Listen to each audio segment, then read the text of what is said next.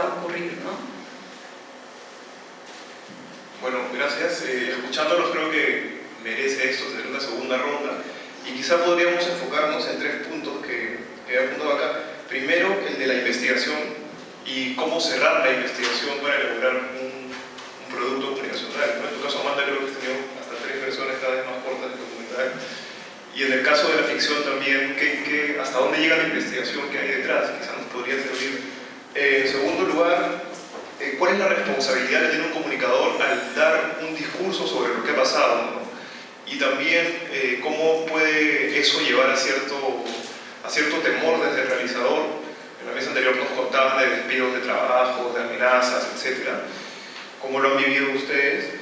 Y por último, ¿qué circuitos de difusión ven para los productos audiovisuales en Perú y afuera, ¿no? Sobre los temas? ¿Conviene, o en todo caso, es más atractivo hacerlos en ficción o en documental? ¿Qué experiencias hay?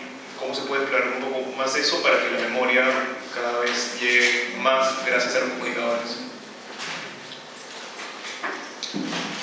Partimos porque es un tema difícil, pues, ¿no? O sea, hablarle a la gente de algo que no quiere escuchar y que no quiere ver. Entonces ahí hay que tener bastantes estrategias. Yo les puedo contar desde mi experiencia. Como siempre he trabajado ese tema, de hecho siempre ha sido difícil encontrar plataformas en donde difundirlo, ¿no? Y tuve que ir saliendo de por lo menos 5 medios mientras fui periodista, justamente porque no podía trabajar estos temas con los enfoques críticos al proceso que yo tenía, ¿no? Y en ese sentido, a mí lo que me parece es que está muy clara la maquinaria de amnesia que hay, que no es simplemente que la sociedad está traumatizada y no quiere recordar. Hay un sistema que funciona para que no recordemos, y los canales de televisión son parte de él. Lo sé porque he trabajado en ellos, ¿no? Y me han fondeado notas, me han impedido hacer algunas, nunca nada frontal, nunca, no puedes hablar de esto ni puedes utilizar ese tipo de testimonios. Pero hay formas más sutiles, ¿no? Investigaciones sobre Frontón, investigaciones sobre Castro, notas sobre el asunto, que no pudieron salir o que salieron muy editadas, demasiado editadas y ocasionaron mi renuncia, ¿no? Finalmente. 5 medios. Entonces yo sí creo que hay, si bien no es que haya una mesa secreta en donde se juntan todos los dueños de los medios y deciden el asunto, es parte del sistema, son funcionales, porque son empresas. Entonces, caminos de difusión, circuitos de difusión siempre van a ser difíciles cuando se trata de un tema así de polémico, ¿no? Yo soy partidaria de abrir caminos, de buscar los propios caminos, ¿no? Fue lo que yo hice con la cantuta. Eso me costó, o sea, tuve que pagar un precio por el asunto, ¿no?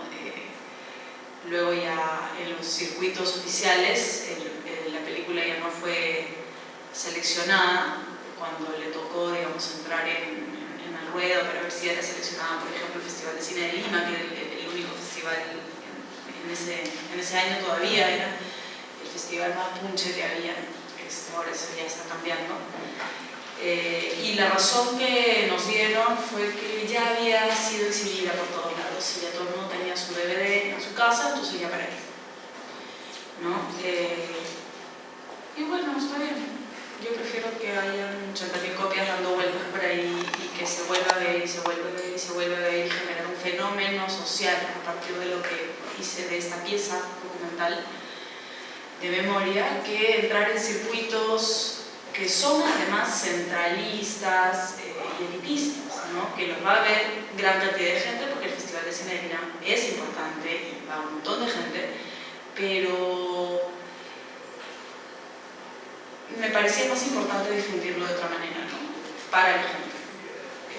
Lo mismo pasó con el tema del circuito internacional de festivales, ¿no? Este proyecto fue seleccionado para la Triennale como proyecto todavía, ¿no? Cuando estaba en guión, había muy pocas cosas grabadas, y en el Doc Station, que es como un taller para los realizadores documentales que están con proyectos todavía en carpeta, me bajaron línea todo el tiempo, ¿no? Desde los asesores de guión hasta los productores, hasta los programadores de otros festivales y de otros canales de documental que sí existen en Europa y en Estados Unidos, ¿no?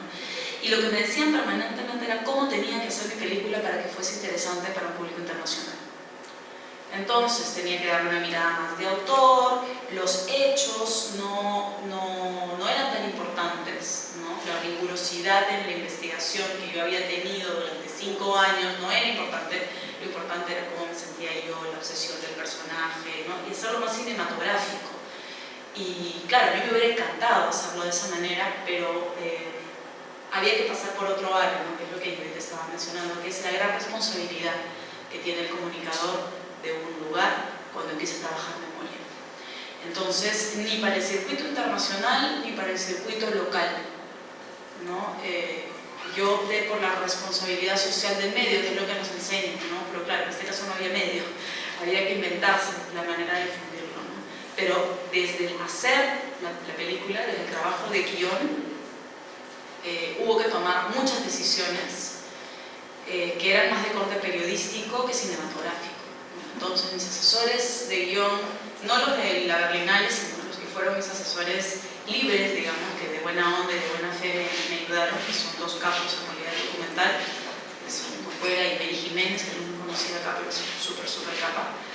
Me seguían diciendo lo mismo, ¿no? Pero esto es cine, y si es cine, es tu mirada la que importa, y es una mirada de autor, y lo importante de esta historia es el protagonista. El protagonista es un hombre obsesionado con un caso y tienes que darle por ahí, y el tema de la información no es tan relevante, ni la fecha en que lo estrenes, ni cómo lo estrenes, ¿no? O sea, piensa en el circuito internacional de documentales y tal.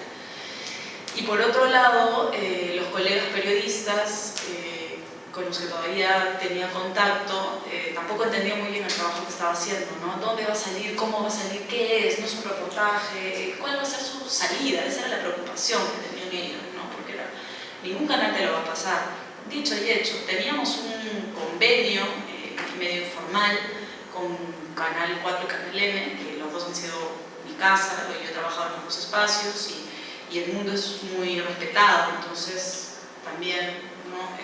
Los directores periodísticos que estaban en esa época, las directoras periodísticas, nos abrieron las puertas a los archivos, ¿no? Y lo que había era un trato de palabra de que iban a tener la exclusividad en la emisión al aire, ¿no? Del proyecto en el mundo en que estuviera libre. Entonces tuvimos acceso a los archivos de Canal N, donde está todo el juicio sobre el caso Cantuta, y tuvimos acceso a los archivos de Canal 4, en donde está el caso, ¿no? El caso en el momento en que fue sucediendo, con toda la cobertura, ¿no? Y todo el archivo que tenemos sale de ahí. Son 1000 horas, son 1000 horas. El material es riquísimo, como dice Judith, los canales no están, paréntesis, los canales no están cuidando su material, y yo creo que eso también tiene que ver, o sea, eso no es casual. Eso también tiene que ver con que, con esta sistemática desaparición de la historia de la que son parte los medios masivos, porque son empresas, ¿no? El asunto es que, llegado el momento del estreno y elegida la estrategia que habíamos elegido, los 2 canales decidieron no emitirlo, ¿no? Canal 4 nunca lo iba a emitir, eso ya lo teníamos claro. De hecho, dejaron que usáramos su material solo por el respeto que le tenían al mundo, porque yo había trabajado ahí, no tenía ninguna relevancia para ellos en ese momento. Y Canal N sí tenía un compromiso. La que estaba en esa época era Patricia Montero, que terminó renunciando. Empezó, digamos, su calvario, duró 2 semanas y empezó con esto, ¿no? Tenían el compromiso de emitirlo el 5 de abril del 2011, que fue la fecha en que lanzamos el material de la mano con la República, ¿no? Y a eso voy con esto de abrir sus propios caminos, ¿no? Cuando los circuitos se cierran. Yo decidí regalar esta película, ¿no? Porque mi interés era justamente el trabajar memoria, no en realidad, ¿no? Sí. Entonces, aprovechando el vínculo que ya había con la República, porque yo había trabajado ahí y el mundo sigue trabajando ahí, y le tengo muchísimo respeto, y además estaban ya también estábamos en el contexto de la campaña electoral, La República tenía una línea muy clara antifujimorista, ¿no? Y Keiko estaba a punto de ganar, ¿no? Entonces fue, bueno, ¿qué hacemos? La película no estaba terminada de editar, eso voy con las 80 versiones que tengo, ¿no? A la película le faltaba, estaba muy larga, muy dilatada todavía, ¿no? Pero la fecha se nos venía encima. Y el diario quería primero, en realidad lo que querían era publicar el libro de Mundo, que hasta ahora no se terminó. Pero lo que podía estar listo era la película. No listo, pero bueno, una versión mirable, ¿no? Entonces apretamos el acelerador con el editor, nos encerramos, el último mes fue maratónico, para poder sacar una versión mirable, ¿no? Que estuviese lista para el 5 de abril. Y la estrategia fue la siguiente. Solamente el día anterior se anunciaba que al día siguiente se iba a regalar la película, porque a la República ya le había pasado antes que por anunciarlo con mucha anticipación el aparato fujimorista se organizaba y hacía una compra organizada, masiva, para neutralizar la difusión del material, ¿no? Entonces solamente, eso fue aporte del director del diario, ¿no? Entonces solamente anunciamos el asunto un día antes, ¿no? Al día siguiente salieron 80.000 copias a nivel nacional que se regalaban con el diario, ¿no? Y se armó pues ahí, ¿no? una locura. Al final del día, luego de que, claro, el Mundo y yo teníamos que recorrer distintos medios, porque, claro, nos empezaron a llamar, a ver qué pasa, y nos pasó, y creo que pasa a cualquiera que quiera trabajar memoria en un contexto en el que hasta ahorita por lo menos estamos, que te atacan de todos los lados, ¿no? Que es lo que yo estaba mencionando, ¿no? De un lado te acusan de pro-terrorista o terrorista directamente, y del otro lado también te acusan, ¿no? De, no sé, de calidad, de suave, de tibio, de lo que sea, ¿no? Entonces, claro, había que salir a responder a todo eso, mientras coordinábamos además el estreno mundial en la Plaza San Martín, ¿no? Entonces nos prestaron una pantalla inflable de 7x5, maravillosa, y había el 5 de abril de 2011, especialmente la conmemoración del autogolpe de Estado de Fujimori fue muy fuerte, ¿no? Hubo muchas actividades y hubo mucha gente en la plaza. Entonces, terminados los conciertos, se infló esta pantalla y comenzó la proyección, ¿no? Sin anuncios, sin nada.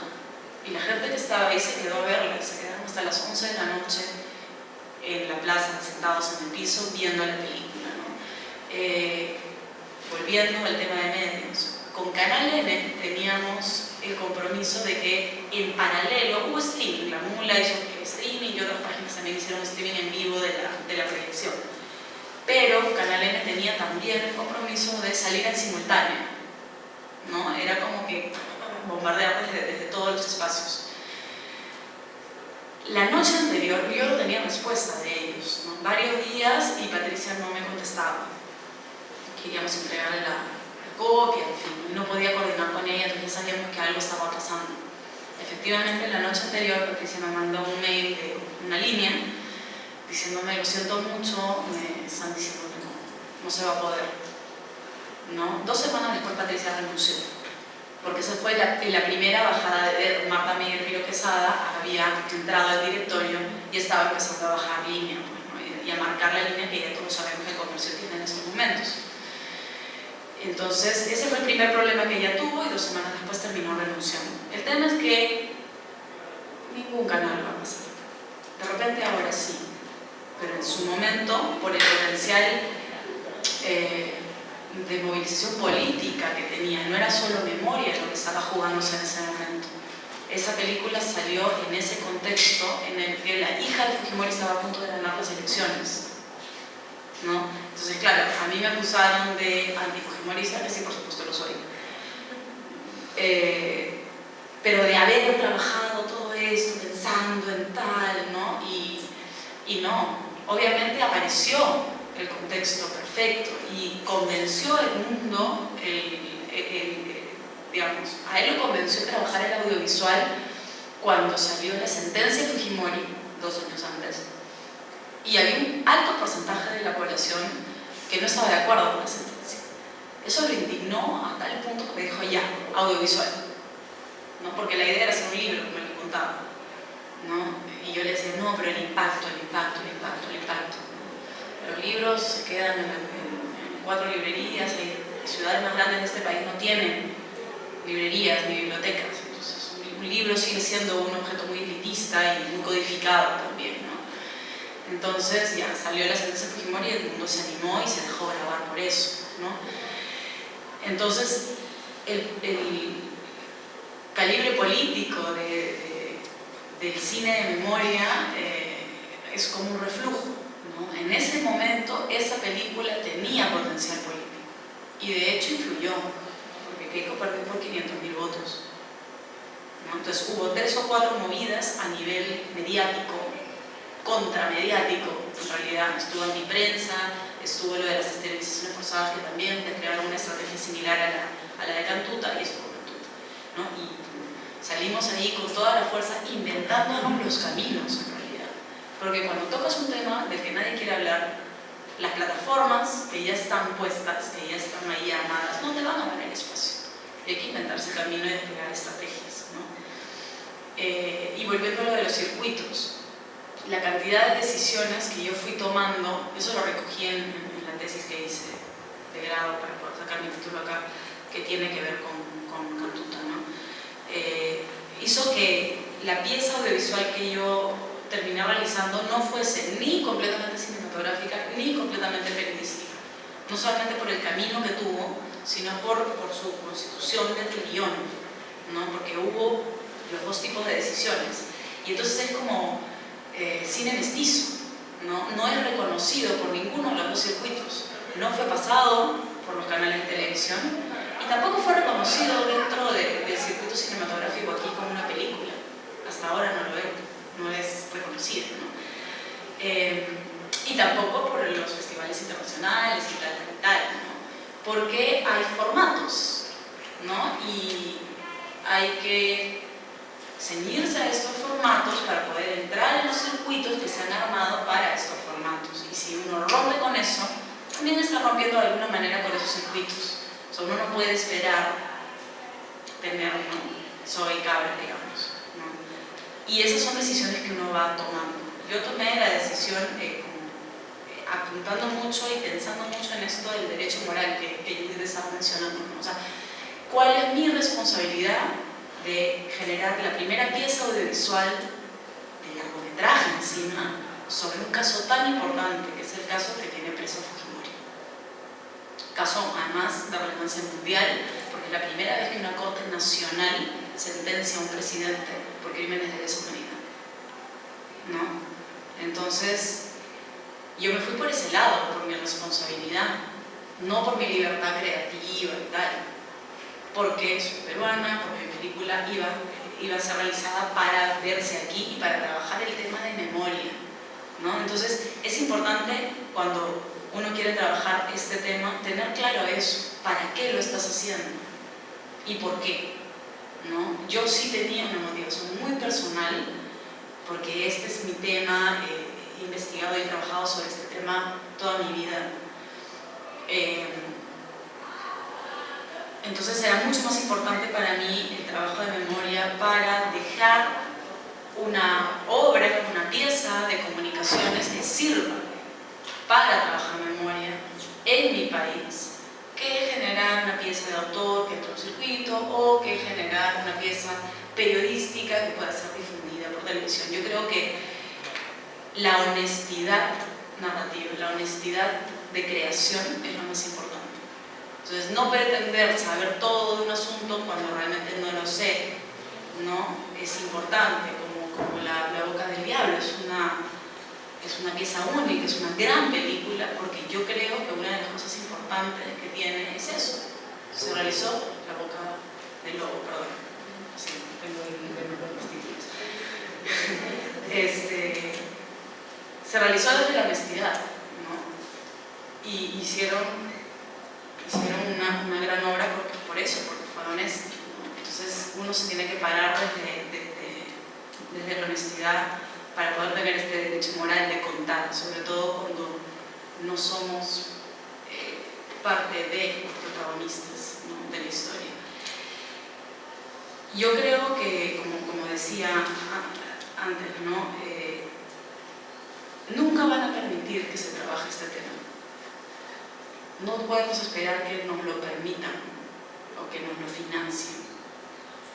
No, la memoria se construye rompiendo más bien las estructuras que durante décadas nos han impedido o han estado funcionando para que no se genere memoria, ¿no? Entonces, por eso yo hablaba de este segundo piso, ¿no? De toca a los protagonistas, a las víctimas directas, empezar a hablar, ¿no? Y va a ser justamente la necesidad que hoy se siente, además, ¿no? Está empezando a latir mucho más el tema por eso, porque ya pasó el miedo, pero las heridas siguen ahí. Y hay la necesidad de hablar, porque si no se dice, si no se exterioriza, no se va a poder seguir adelante.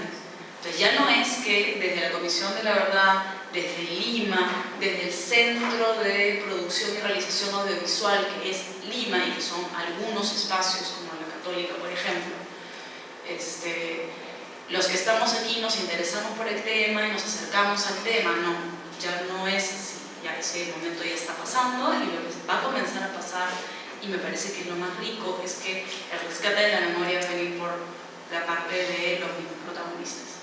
Y ahí nuestro trabajo como comunicadores ya no es el trabajo más de autor o de realización desde el guión, sino más bien el de ser facilitadores, ¿no? O sea, y aprender nosotros a contar una historia cuando los actores están dispuestos, listos y además anhelantes de ser escuchados. Nuestro trabajo ahora es facilitar, ¿no? Y facilitar no solamente la generación de productos y de obras de memoria audiovisual o escrito en todas las plataformas, sino también de ser estrategas, porque los comunicadores somos estrategas, para generar esos nuevos caminos, ¿no? Para que esas piezas tengan difusión y empiecen a generar movimiento para el rescate de la memoria, que es, digamos, lo que nos interesa, ¿no? En lo que trabajamos este tema.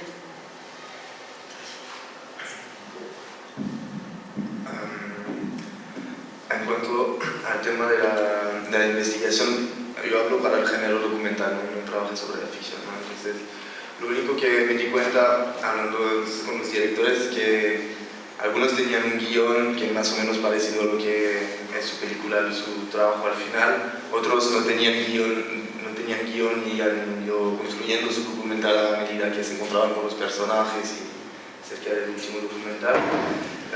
Lo único que me doy cuenta es que en el caso del documental, en ningún caso el resultado final era lo que pensaban hacer los directores al principio, ¿no? Sino que se va tejiendo el proyecto a medida que avanza la grabación y que cambia en general el resultado final, ¿no? En cuanto a la responsabilidad del comunicador, y hablas de temor, ¿no, Alejandro?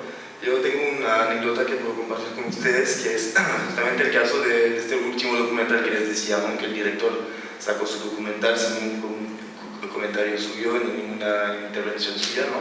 Entonces fue mal interpretado, mal recibido. Entonces, por temor a perder su trabajo, está trabajando en el ministerio, tuvo que sacar la película de internet, ¿no? Y recién la volvió a subir, pero la subió con un comentario final que distancia al director de lo que dice su protagonista. Y me parece, bueno, bien triste, porque yo creo que primero el director tenía su decisión cinematográfica de intervenir, tendría que salir hacia el proyecto, pero que por presión de la sociedad, ¿no? Tenga que sacarlo y volver a editarlo para distanciarse de su personaje. Me pareció bien relevante del estado de recepción que puede haber por parte de la sociedad de un producto así, ¿no? Y de otra parte también, como decías tú, Amanda, ¿no? O sea, el trabajo de memoria, el estado de avance de la memoria efectiva en el país, pues puede influir en el proyecto, ¿no? Y vas a hacer un trabajo más centrado en el personaje del mundo, más cinematográfico, más un cine de autor que en sí mismo un reportaje, un documental de investigación. Pero al ver que todavía no se sabía mucho del tema y tal, y que se necesitaba un trabajo previo de explicación, de resumir un poco lo que fue el caso, ¿no? Pues se convierte en un trabajo más periodístico y menos menos cinematográfico, ¿no? Entonces sí hay una relación clara entre los proyectos cinematográficos y documentales y la percepción de la sociedad, ¿no? También este director tenía como proyecto presentó su película a una clase de la San Marcos a unos estudiantes y les propuso qué tal si yo vuelvo con el personaje, ¿no? Con el protagonista, y ustedes les hacen preguntas y tal, ni siquiera van a aparecer en el documental y tal, solo de cara, digamos, ¿no? Solo las preguntas para dar un poco un matiz también a su personaje y al discurso.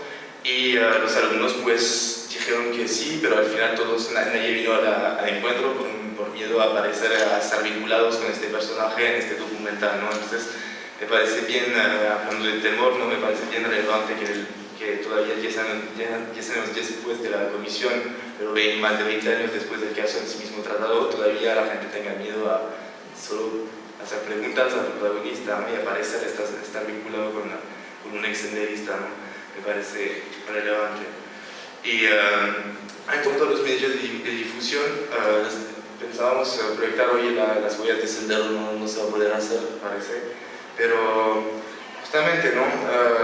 Es el ejemplo exactamente contrario a la captura, porque esta película, Las huellas de sendero, ya tiene más de un año, ya el estreno sí en el 2011, ¿no? Entonces, hace más de un año, casi 2 años, que se está moviendo por todos los festivales de cine. Ha hecho todos los festivales de cine de Latinoamérica, pero estos festivales de cine tienen a veces en el contrato que hacen con el director la obligación de no difundirlo de otra forma, ¿no? Puede estar difundido en festivales, pero no puede estar difundido al público, ¿no?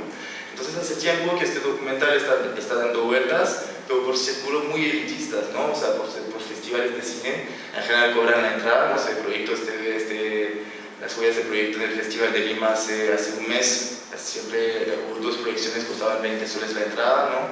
Entonces, no sé, yo creo que cuando se hace un proyecto así, un documental sobre temas de memoria, sobre temas que tocan lo social y lo histórico, la meta es difundirlo lo más posible, ¿no? Y cuando supe que justamente que la captura había sido presentado en Plaza San Martín el 5 de abril en el 2011, antes de la primera vuelta, o sea, me pareció muy rico, porque le da un porte social y político claro, ¿no? Y claro, bueno, no está por festivales, no está dando vueltas por los sitios más prestigiosos, pero llega a la gente, llega al público, llega a la gente, ¿no? Entonces me parece que a nivel de medios de difusión, yo si tuviera que hacer un proyecto cinematográfico de porte social e histórico, sin ninguna duda también tomaría esta decisión, ¿no? De presentarlo gratuitamente, difundirlo lo más posible y salir un poco de los circuitos así elitistas y cerrados que al final no aportan tal vez al nivel de la productora, del director y tal, pero que al final no llegan suficientemente a la gente, ¿no? Entonces, yo es lo que opino sobre medios de difusión. Les ruego que sean un poquito más breves, que nos quedan 20 minutos nada más. Bueno, creo que en un trabajo documental uno normalmente piensa qué actitud va a tener frente al tema, y en esa época normalmente la actitud o el pensamiento sobre un director frente a un tema documental era ser neutral, mostrar los dos lados, ¿no? Hoy en día creo que eso ha cambiado y normalmente un director puede mostrar su punto de vista sin problemas, muy interesantes. Por ejemplo, en el caso de los huaqueros, cuando hicimos ese documental, la investigación fue ir a los lugares donde se estaba huaqueando, conversar con la gente, pero al mismo tiempo hablar con los traficantes, hablar con las personas que compraban y sus testimonios, ¿no? Decía, el coleccionista decía, bueno, si el Estado no cuida lo que tiene, mejor lo cuido yo, ¿no?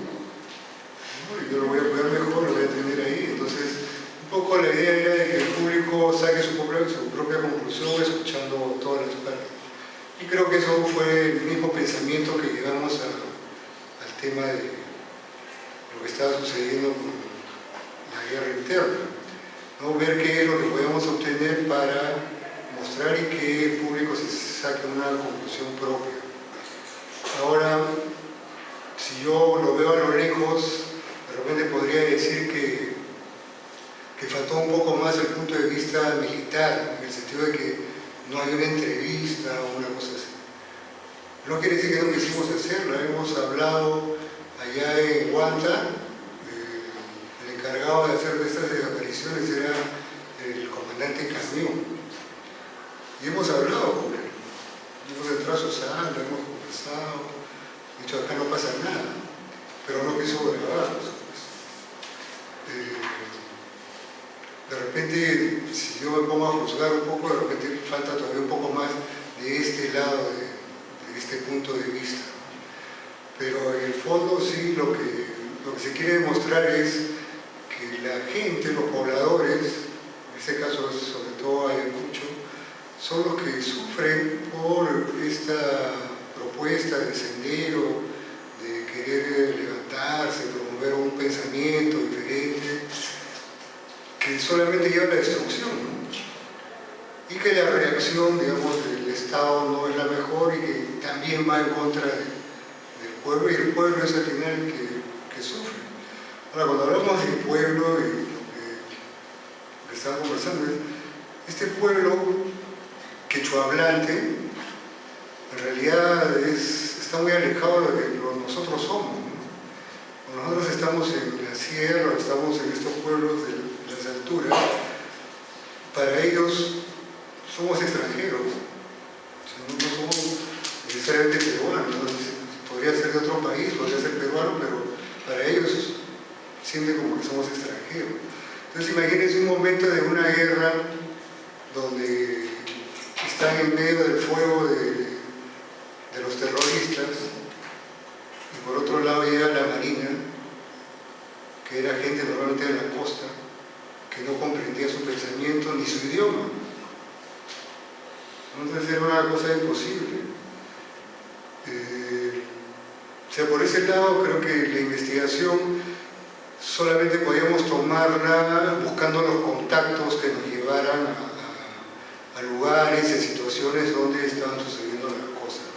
Uno de los mejores documentos que hubo en ese momento era un periodista francés que había hecho una investigación. En Lima tuvimos contacto con un periodista también que estaba ligado un poco a las Fuerzas Armadas, y allá en Ayacucho, bueno, con Luis Morales, ¿no? Acá contactamos a una persona que estaba ligada a una sobrina de ella, una socióloga, y Luis Morales era un periodista que trabajaba en el diario de Marca, y claro, tenía una posición, pero tenía esta relación y tenía el idioma para relacionarse con la gente. Entonces, es la investigación más iba por estos testimonios y por esta forma de llegar a los hechos. No había fuentes, digamos, textuales o otro tipo de cosas para ver qué es lo que estaba sucediendo.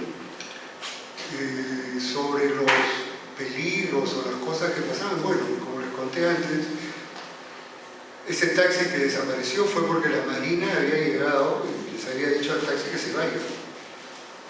Entonces, y nos estaban esperando ahí, por supuesto. Ya hasta había salido la noticia de que no se había desaparecido Sendero, ¿no? Bueno, ese fue un peligro allá dentro de... Pero después cuando se estrenó el documental, ese documental se estrenó en la televisión belga y todo el sistema francófono, ¿no? Belga, Francia, Canadá, francesa, más que nada en ese sector.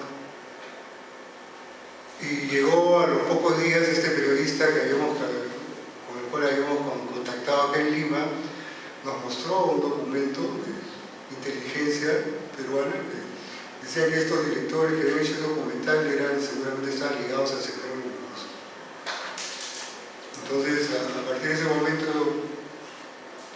decidimos no mostrar este documental. Y realmente no se ha visto mucho acá en el Perú este documental. Como les digo, está en algunos sitios, está aquí en la universidad, y no está en otro sitio. Y lo hemos pasado, el primer estreno que tuvimos fue justamente con la gente de Sendero, porque ellos habían pasado la cámara y todavía había algún contacto con ellos y no queremos ver la película. A ver qué han hecho. Y eso también era un temor para nosotros, ¿no? Bueno, vamos a ver qué cosas que no nos acusen de nada, pero buscaron un lugar en el centro de Lima y proyectamos la película y se quedaron tranquilos, felizmente, ¿no? Luego de eso, no, como digo, ya cuestiones de la memoria. Yo imagino que quisiera hacer una comparación, ¿no? Es como si en ese momento alguno de ustedes dijera, bueno, quiero hacer un documental de Madre de Dios con el problema del ojo. Entonces, ahorita, ya tienes $20.000. A ver, entonces, ¿dónde investigas? ¿Con quién investigas? ¿Cómo llegas? ¿Qué haces? ¿Qué puedes mostrar? Y sobre la comercialización, en este caso creo que, bueno, ya era un trabajo pedido que era para televisión belga, entonces tenía su propio circuito, circuitos de venta también, donde ellos ofrecen estos trabajos. Y fuera de eso, ya no era una preocupación nuestra de dónde se podía mostrar. Ahora, el hecho de que no se haya mostrado en Perú un poco era por cuidarse de las espaldas, ¿no? De que corríamos algún peligro, de que esto se viera, o que empezaran a buscar quiénes han hecho este trabajo, una cosa así. Pero hasta ahora llegan a veces algunos documentalistas, sobre todo europeos, a buscar imágenes de este documental, ¿no? Siempre vienen y buscan. Estoy esperando que el último, un sueco que vino, que está haciendo un trabajo, lance su película para después colgar el documental completo en YouTube, porque creo que, así, según lo que estamos conversando, creo que debería ser abierto para todos, lo que se debería hacer. Bueno, yo tengo que irme. Lo que pasa es que a las 5 tengo una clase, porque creo que terminamos a las 5, perdón. Entonces, en realidad igual el tema de investigación es bastante distinto, ¿no? De una película, en el caso específico o sea, siempre hay que investigar, inclusive para una ficción, pero el procedimiento es diferente y gana, creo en el caso de La Voz que luego se planteó una estructura y a partir de que es, bueno, un grupo, a partir de un grupo de gente, nosotros, digamos, llegas a un sitio que no conoces, ¿no? ¿Qué pueden hacer ahí? Y hubo una pequeña investigación, Augusto Caballo, estuvimos 3 o 4 días en Ayacucho, no hablamos con nadie, excepto con algún policía, pero no con recursos, digamos, profesionales de investigación, sino fuimos un poco a sentir, ¿no? Ahí se nos ocurrió esto de este silencio, esta soledad, esta amenaza, ¿no? que está en la película, pero bueno, eso. Y luego cuando la película se exhibió, era el gobierno de Alan García, tenía algún tipo de, digamos, un sentido de la democracia que era, no había manera de prohibirla, ¿no? No era la época de Fujimori, era anterior, había como, se respetaban las formas, ¿no? Y a pesar de que en esa época había un sistema no era de censura en realidad, había una ley de cine que obligaba, me parece que no recuerdo cómo se llamaba, un grupo de personas que veían la película y tenían que darle un certificado, era un certificado de exhibición obligatorio, o sea, obligaba a los cines, les guste o no exhibir cine peruano, digamos que eso era la protección, pero también podía correrse el riesgo de que ese grupo dijera, se usara como censura, ¿no? Se supone que este mecanismo era para que las películas películas tuvieran calidad. Y hubo como algunas negociaciones, no negociaciones, pero hubo como un silencio, unos días de espera, rumores, que sí, que no, pero finalmente la película sí se exhibió en todas las salas. Entonces, eran, como digo, otros tiempos. Quizá años después, con Fujimori no se hubiera realizado la película. Creo que entre el 88, 89 que se exhibe, al 90, 91, el panorama cambió completamente. Bueno, yo les pido mil disculpas, no puedo participar en la conversación, pero como digo, tengo que ir por la clase, ha sido un gusto estar acá y de haberlos escuchado, he aprendido mucho de lo que...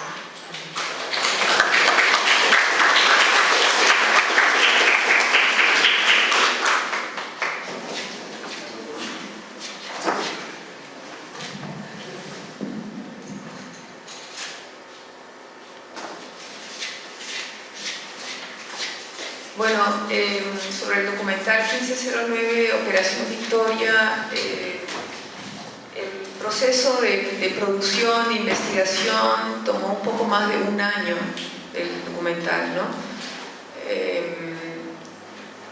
Un año, dos meses más o menos tomó, porque tuve que hacer el plan de filmación, el plan de rodaje. Fue un plan de rodaje un poco complicado armarlo porque tuve que filmar de manera salpicada, no tuve todos los días de filmación seguidos, ¿no? Tuve primero una semana, luego tuve que esperar 2 meses, luego 3 meses, por una cuestión muy curiosa realmente, y que habla un poco de lo que es el Perú.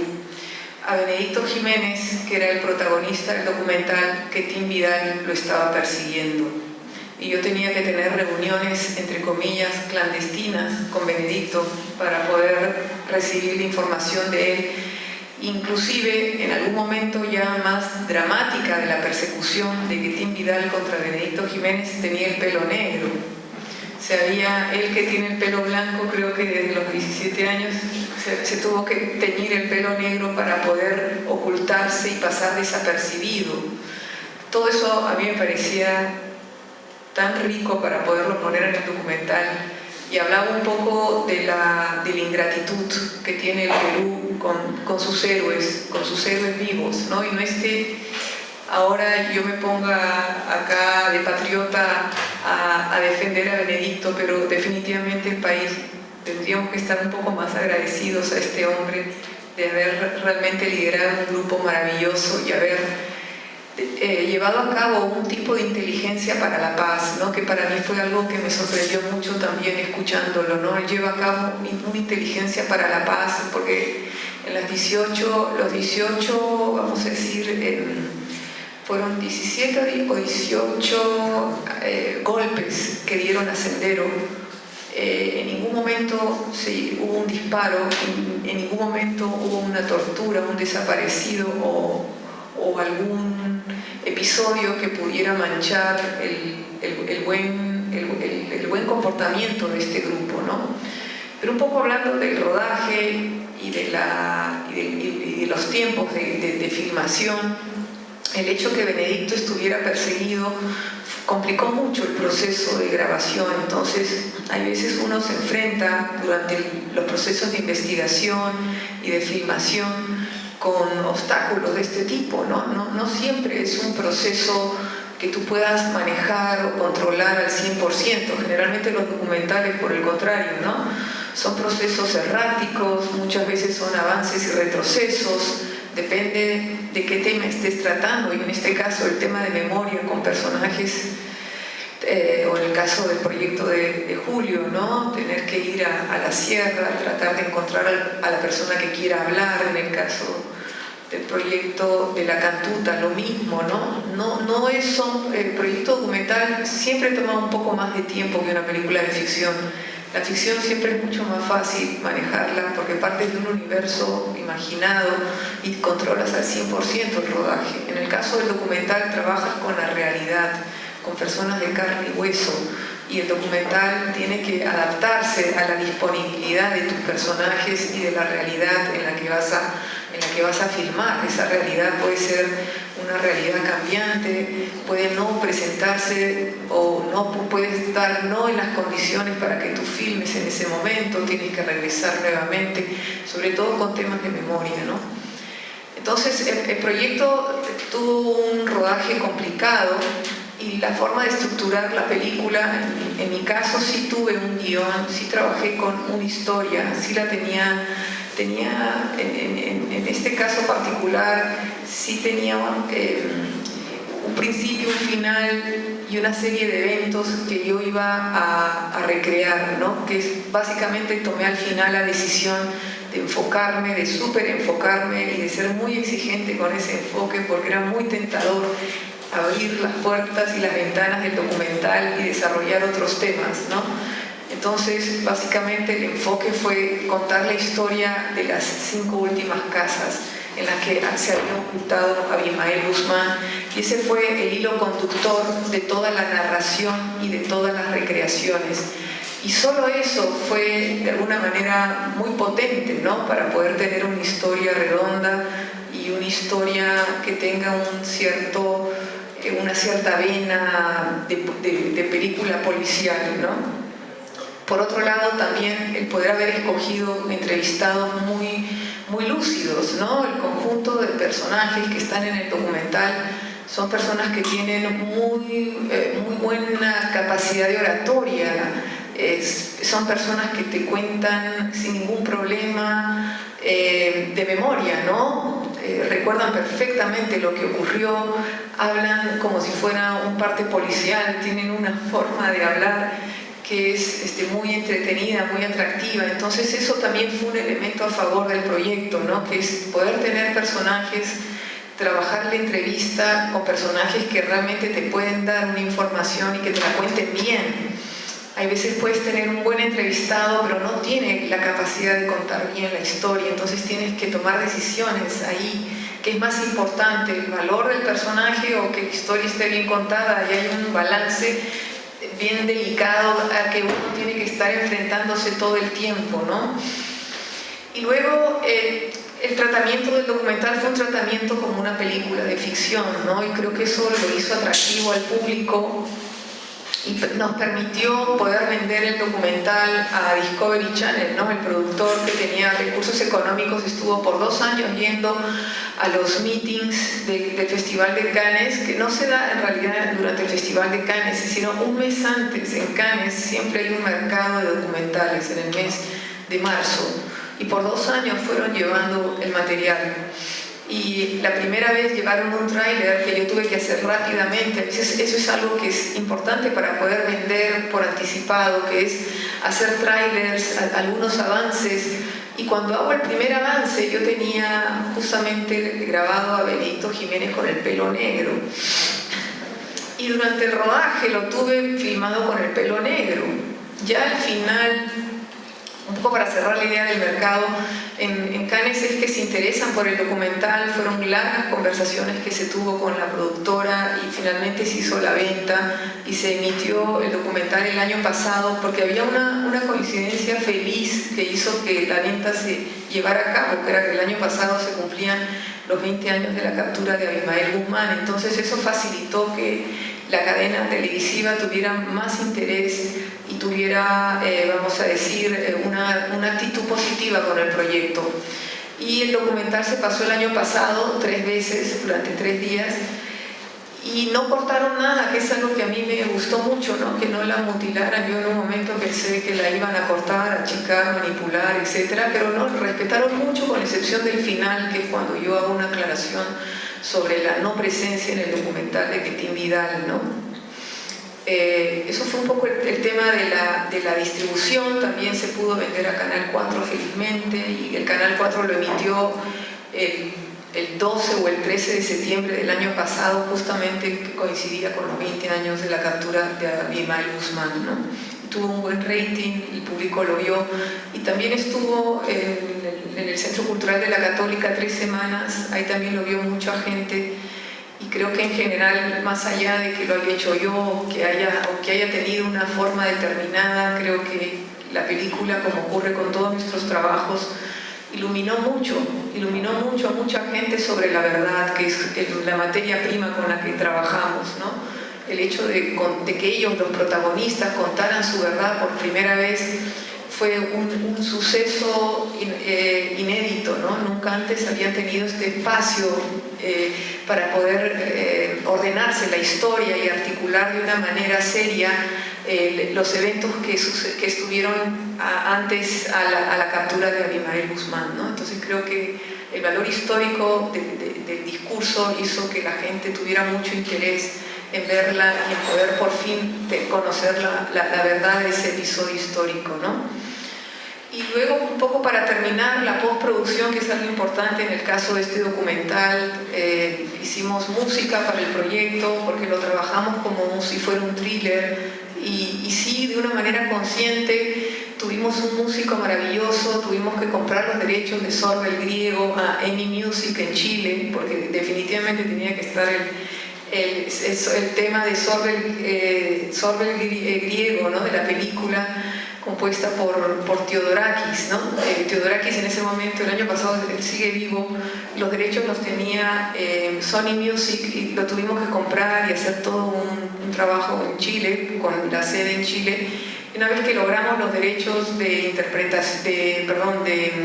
los derechos de autor del tema, hicimos una interpretación con un músico local, un excelente compositor, y con él trabajamos toda la banda de sonido, que ayudó mucho a darle esa vena de tensión al documental, ¿no?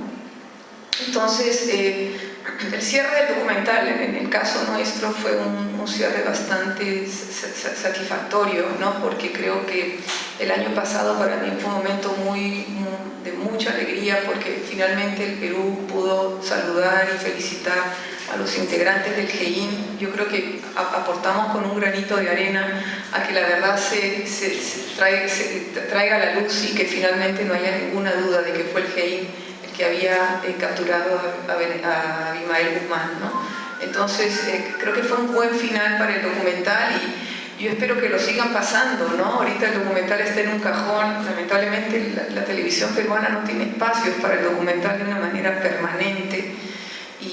Ese es un problema. Yo creo que en el fondo, y pensando mal, poniéndome en una posición bien curiosa, es de que el documental habla la verdad y a los medios de comunicación no les interesa escuchar la verdad, porque la política es muy oscura, hay mucha corrupción en el Perú y la verdad hoy en día se está hablando a través de los documentales, no solamente en el Perú, en Estados Unidos, en Europa.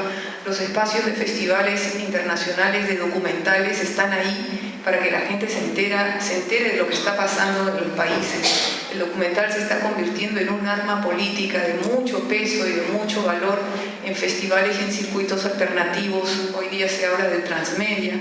Poco a poco la televisión y el cine van a ser los espacios más buscados. Yo creo que se están abriendo otras ventanas y creo que el documental habla con la verdad y por eso le tienen miedo al documental en la televisión abierta y por eso no hay espacios de documental. Y los que hay son formatos ya que tienen siglos ahí dando vueltas y no permiten que nuevas voces aparezcan porque tienen miedo a que la verdad salga a la luz.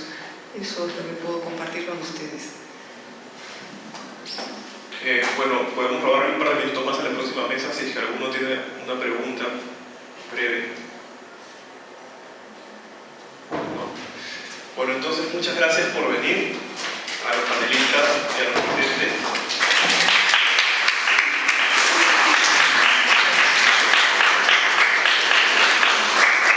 En la mesa de atrás hay revistas Buen Salvaje que estamos regalando gracias a la facultad. También hay un papel en el que pueden anotarse para recibir información de